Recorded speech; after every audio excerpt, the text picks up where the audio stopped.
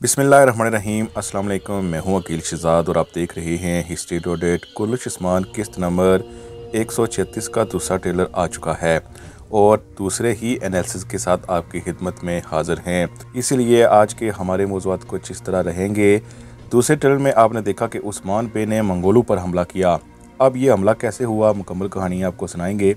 याकूब बे ने फ़ौज की कमान महमूद को दे दी। अब ये फ़ौज बाज़ंतीनियों के ख़िलाफ़ जा रही है, लेकिन सवाल ये पैदा होता है कि बाज़ंतीनी करारगाह किसके ख़िलाफ़ बनाई गई और क्यों बनाई गई।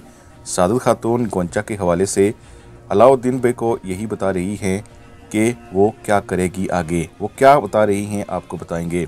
मलून खातून बाज़ंतीनी होलोफिरा पर भरोसा नहीं करना चाहती, लेकिन होलोफिरा ने ओरहान बे को क्या ऐसा कहा है जिससे ओरहान बे उस पर भरोसा कर रहा है। दूसरी तरफ क्या बाज़ंतीनी करारगाह पर ओरहान बे पर हमला हो जाएगा, क्योंकि संजक सिजिलार नेज़ा तो उस पर चलाने ही वाला है। क्या इससे ओरहान बे शदीद ज़ख्मी हो सकते हैं। उस्मान बे की येनी शहर में वापसी, क्या याकूब बे को वो वापस अपने बाज़ार भेज देंगे और इसके साथ साथ जो झंडे याकूब बे ने लगाएंगे इस पर उस्मान बे का रद्द अमल क्या होगा, क्या ये झंडे उतार लिए जाएंगे। आज के हमारे मौज़ूआत यही रहेंगे। लेकिन वीडियो शुरू करने से पहले आपसे गुजारिश है कि अगर आपने हिस्ट्री डॉट को सब्सक्राइब नहीं किया तो ज़रूर सब्सक्राइब कर लें। सबसे पहले बात करते हैं वहां से जहां पर किस्त नंबर 135 ख़त्म हुई थी।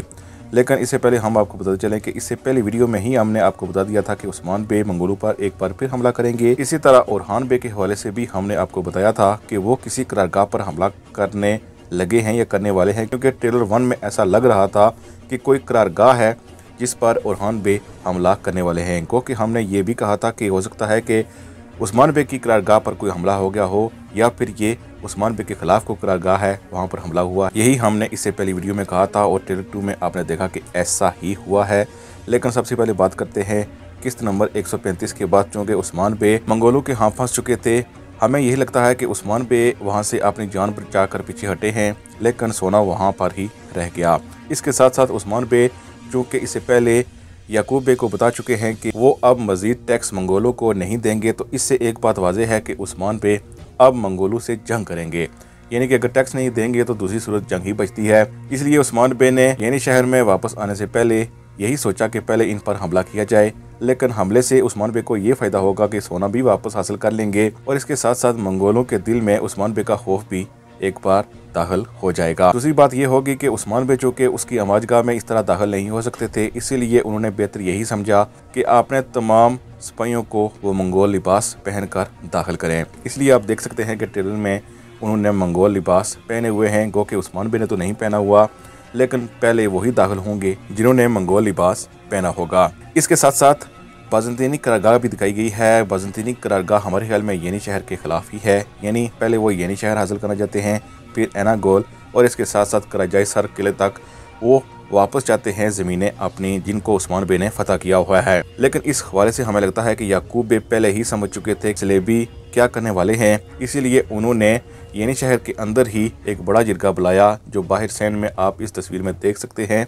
और इसमें वाज़ेह तौर पर याकूब बे ने कहा कि हम जो फौज तैयार कर रहे हैं इसकी कमान महमद के हाथ में होगी। अब ओरहान के सामने जब ये सब कुछ होगा तो ओरहान ज़रूर चाहेगा कि ऐसा ना हो, लेकिन चूँकि दिफा करना है येनी शहर का और ऐसी जंग में अगर ओरहान बे शामिल ना हो तो हर तरफ यही पैगाम जाएगा कि ओरहान बे ने अपनी ही ज़मीनों के दिफा के लिए उस जंग में शिरकत नहीं की। इसलिए ओरहान बे के लिए ये मजबूरी है कि इस जंग में शिरकत करें और सलेबियों पर हमला करें। और जैसा कि ट्रेलर 1 में ही आपने देख लिया था कि ओरहान बे सलेबियों की करारगाह पर हमला करता हुआ दिखाई दे, और 2 में आप देख सकते हैं कि महमूद बे भी वहां शामिल हैं।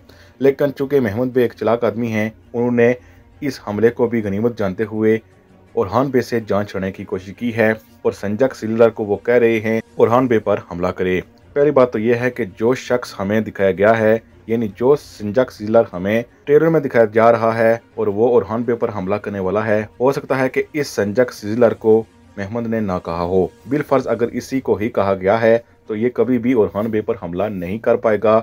जो ही वो हमले की कोशिश करेगा कोई ना कोई इसे देख लेगा, और देखने से चूंकि संजक सिलदार नहीं चाहते कि उस्मान बे को मालूम हो कि संजक सिलदार ने ही ओरहान बे पर हमला किया है, इसलिए या तो वो अपने आप को रोक लेगा। दूसरी बात यह हो सकती है कि वो अपना नेज़ा तो मार दे, लेकिन इसके सामने कोई बाज़ंतीनी सिपाही आ जाए जिससे ओरहान बे भी बच जाएं, लेकिन हमें लगता नहीं कि संजक सिजलर ओरहान बे पर हमला कर पाएगा। बाला खातून और अलाउद्दीन बे को आपने देखा, जिसमें अलाउद्दीन बे बाला खातून के हाथ चूम रहे हैं। इससे एक बात वाज़ेह है कि बाला खातून ने गोंचा के हवाले से अलाउद्दीन बे से पूछ लिया है और अलाउद्दीन बे ने सब कुछ बाला खातून को बता दिया है, जिससे एक बात तो वाज़ेह है कि अलाउद्दीन तो अपनी तरफ से बाला खातून को बता चुका है। अब बाला खातून की बारी है कि वो गोंचा खातून को जांचे कि ये कैसी लड़की है, क्या ये कोई जाल तो नहीं बना रही।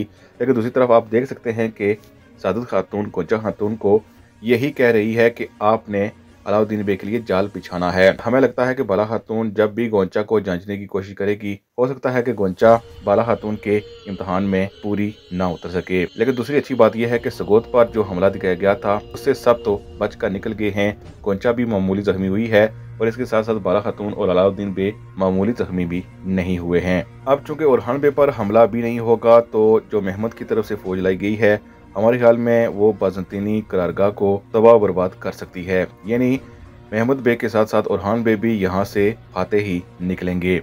लेकिन दूसरी तरफ आप देख सकते हैं कि मरण खातून बाज़ंतीनी होलोफेरा पर बिल्कुल भी भरोसा नहीं करना चाहती। लेकिन हमें लगता है कि होलोफेरा ओरहान बे से अकेले में कहीं बाजार में मिली हैं और होलोफेरा ने कुछ न कुछ ओरहान बे को ऐसा बताया है जिससे ओरहान अपनी वालदा को इस पर यकीन करने के लिए कह रहा है।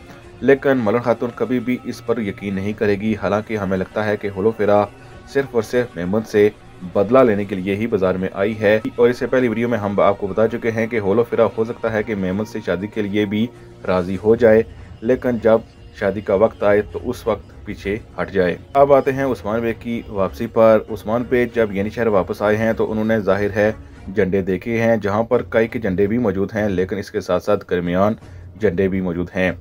सबसे पहले हम आपको पता चलें कि इसके दरमियान के सरदार इस वक्त अपने आप को सुल्तान मानते हैं अनातोलिया का, और इससे पहले उस्मान बे भी उनकी बैत कर चुके हैं, तो उस्मान बे भी अब उनके हुक्म के नीचे ही हैं। इसीलिए इससे पहले येनिशहर और इससे पहले कबीले में भी हम सल्जोक झंडा दिखते थे। इसीलिए अब चूंकि सल्जोक सल्तनत तकरीबन ख़त्म हो गई है, बल्कि ख़त्म हो चुकी है, तो अब नई सल्तनत का झंडा भी साथ दिखाई देगा जब तक उस्मान बे बैत किए हुए रहेंगे। क्योंकि उस्मान बे भी जानते हैं कि ये सब कुछ जाली है, लेकिन अभी के लिए उस्मान बे हमें लगता है कि याकूब बे को कुछ नहीं कहेंगे, झंडे यहाँ रहेंगे और उस्मान बे याकूब बे का सामने सामने हुक्म मानते रहेंगे, लेकिन आपने भी साथ साथ करते रहेंगे। और मंगोलों पर हमला इस बात का सबूत है कि उस्मान बे ने याकूब बे का कोई हुक्म नहीं माना, और जो ही येनिशहर पहुंचे हैं तो पैगाम लाए हैं कि अब सिर्फ सलेबियों की जंग नहीं है, बल्कि मंगोलों की जंग भी हम छेड़कर आ चुके हैं। अब इससे याकूब बे का इम्तिहान शुरू होगा, क्योंकि याकूब बे अब सलेबियों के खिलाफ भी जंग करेंगे और इसके साथ साथ मंगोलों के खिलाफ भी।